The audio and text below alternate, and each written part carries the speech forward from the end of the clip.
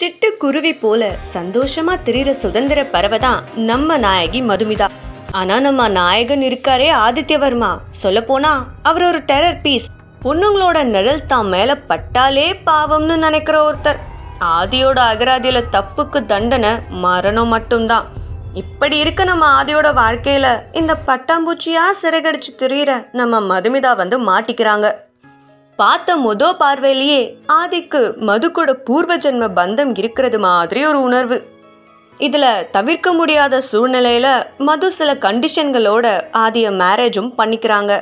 அப்புறமா தான் மது பின்னாடி நிறையவே மர்மங்கள் இருக்கிறதா ஆதிக்கு தோணுது.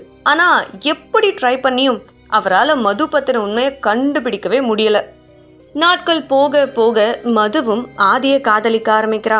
ஒரு கட்டத்துல ஆதிக்காக தன்னோட உயிரை கூட பணயம் வைக்கிறா. இதுல ஆதி தன்னோட காதலை சொல்ல மது அந்த காதலை அக்செப்ட் பண்ணி அவரை முழுசா ஏத்துக்கிறாங்க. அதுக்கப்புறமா தான் அவங்க வாழ்க்கையில புயலே வீச ஆரம்பிக்குது. மதுவோட நிஜமான முகம் தெரிய வர்றப்ப ஆதிக்கு அவளை ஏத்துக்க முடியாம போகுது. ஆதிக்காக உயிரே கொடுக்க நினைச்ச மது அவரை விட்டு பிரிஞ்சு போறாங்க.